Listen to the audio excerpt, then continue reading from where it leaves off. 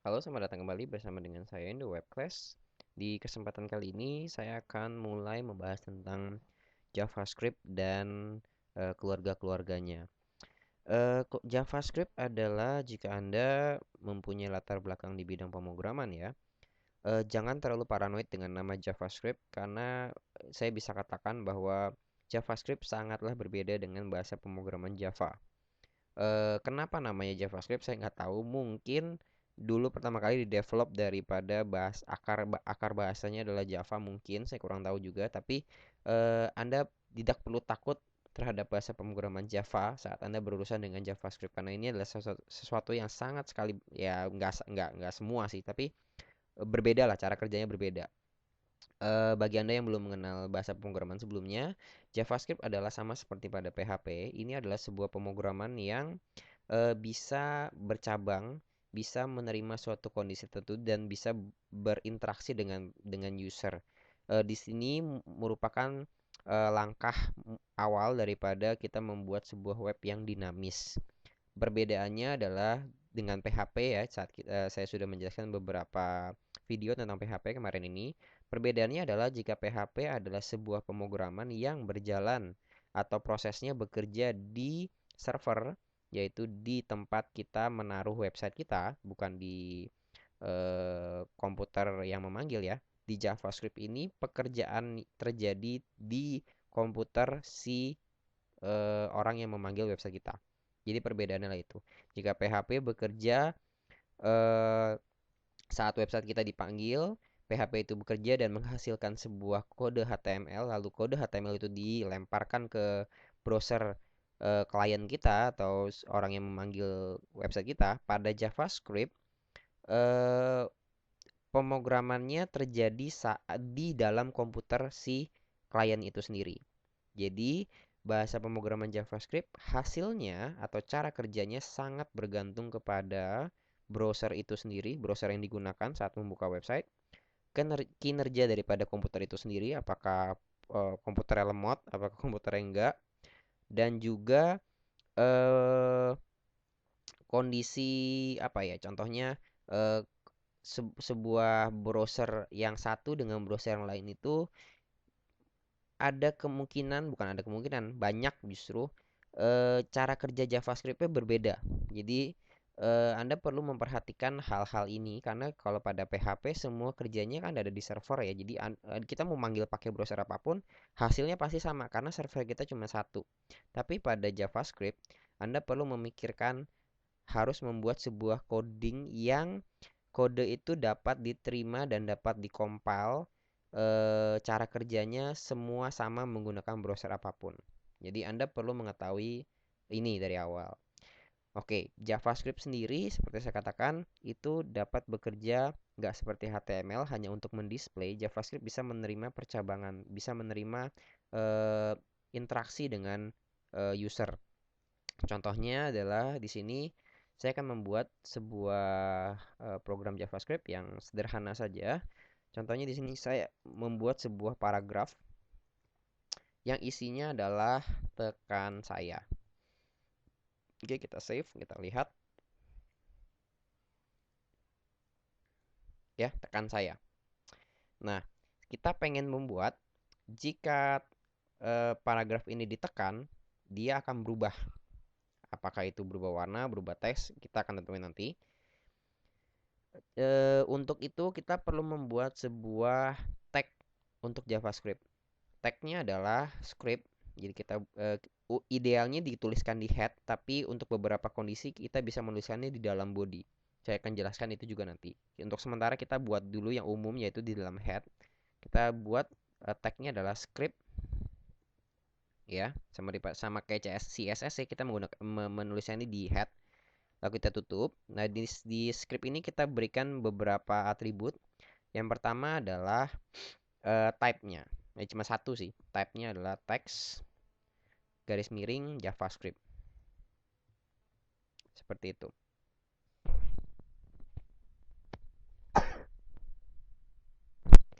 Oke. Dan di dalam tag inilah kita akan menuliskan kode bahasa JavaScript. Nah, JavaScript berbeda dengan PHP. Jika PHP bekerjanya Proses PHP terjadi saat website itu dipanggil. Pada JavaScript ini adalah event handler. Jadi yang dimaksud dengan event handler adalah dia berinteraksi saat terjadi suatu event. Event itu adalah suatu kejadian. Kejadian itu bisa macam-macam. Kejadian saat Windows di close, kejadian saat suatu elemen diklik, kejadian bahkan kejadian saat kita menekan keyboard, menggerakkan mouse ke kiri apa ke kanan itu adalah sebuah event, sebuah kejadian. Jadi bukan berdasarkan elemen itu apa, tapi berdasarkan apa yang terjadi pada komputer itu. Apakah lagi diketik, apakah lagi di spacebar, apakah lagi di enter, apakah lagi di klik gitu. Jadi suatu kejadian. Maka kita perlu memanggil fungsi JavaScript. Fungsi itu adalah perintah ya, pekerjaan di JavaScript itu dikaitkan dengan sebuah kejadian. Nah, cara mengaitkan kejadian ada di dalam body, di dalam elemen itu, bukan di dalam scriptnya. Contohnya di sini adalah kita ingin membuat kejadian jika teks tekan teks yang tekan saya ini diklik, maka kita membuat eh, membuat cara penulisannya itu di dalam tagnya, di dalam tag pembuka yaitu P ini kita berikan spasi.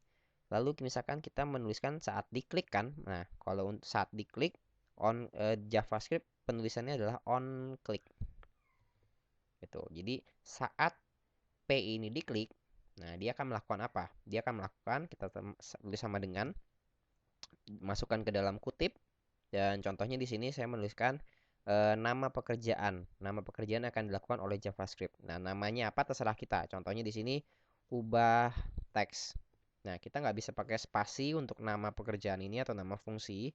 Jika butuh spasi Anda bisa menggunakan underscore atau saya lebih cenderung suka menggunakan huruf kapital pada kata pertama. Pada huruf pertama setiap kata.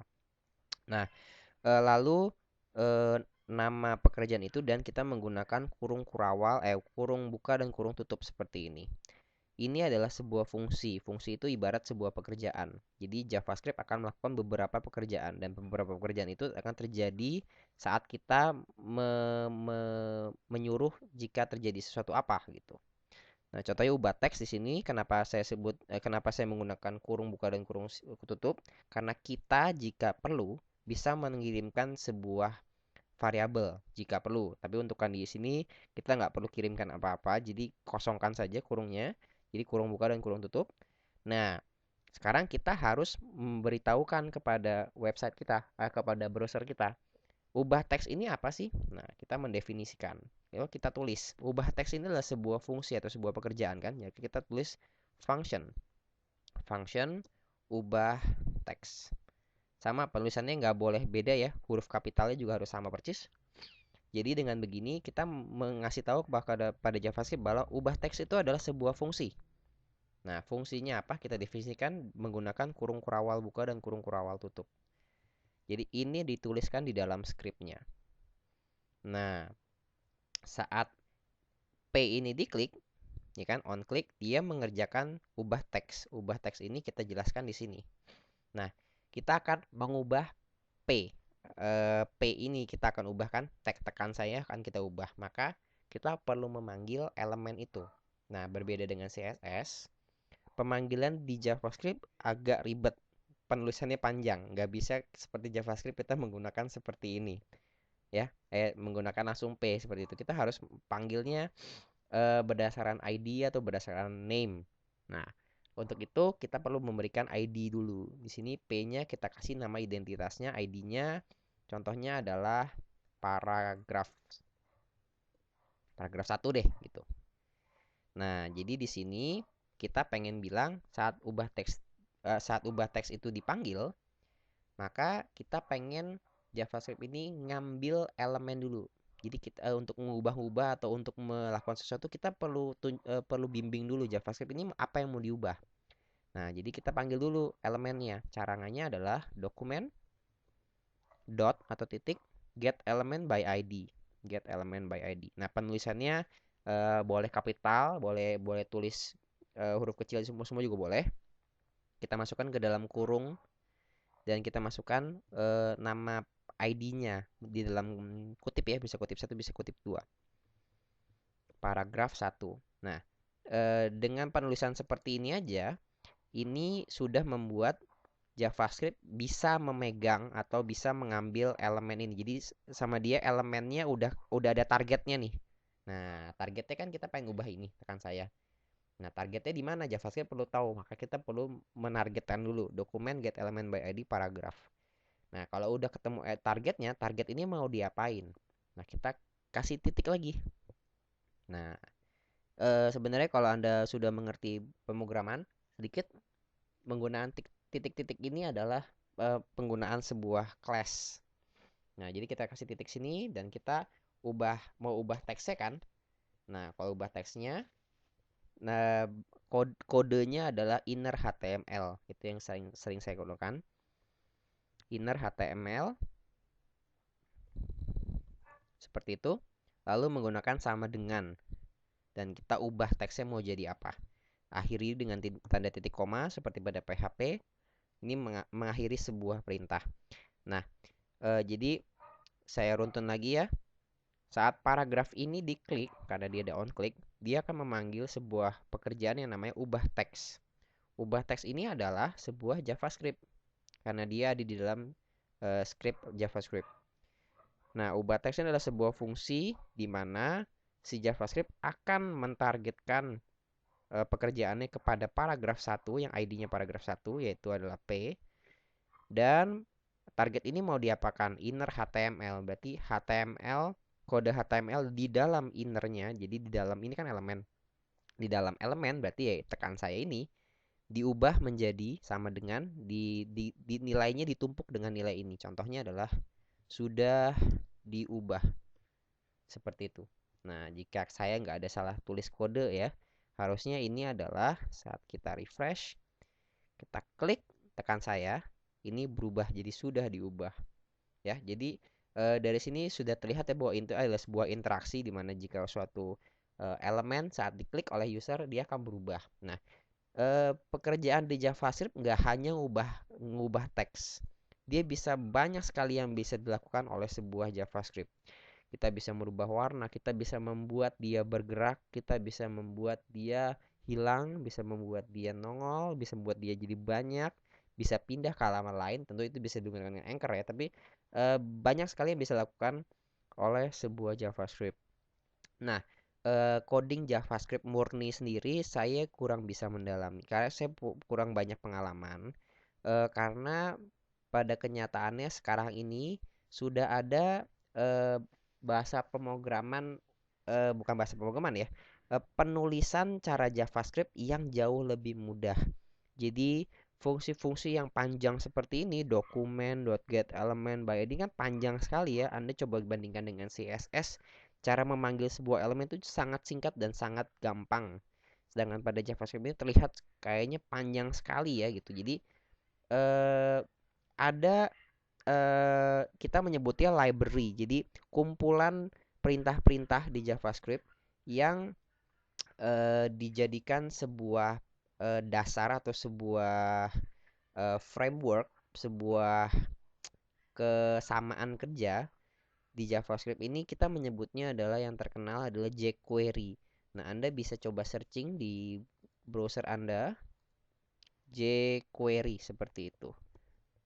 Ini akan biasanya langsung masuk ke websitenya jQuery.com. Di sini adalah kumpulan-kumpulan fungsi-fungsi JavaScript yang sudah dirangkum sedemikian sehingga pemanggilannya itu sangat mudah dan sangat cepat. Bahkan ada beberapa yang sudah langsung jadi. Contohnya di sini Anda bisa lihat Learn jQuery Now ya, dengan kita merun code yang hanya sesimpel ini ya, hanya dengan sepanjang ini walaupun mungkin kelihatan panjang, tapi saat kita merun code kita bisa langsung membuat seperti ini. Nah, ini bukanlah Flash ya, ini adalah HTML.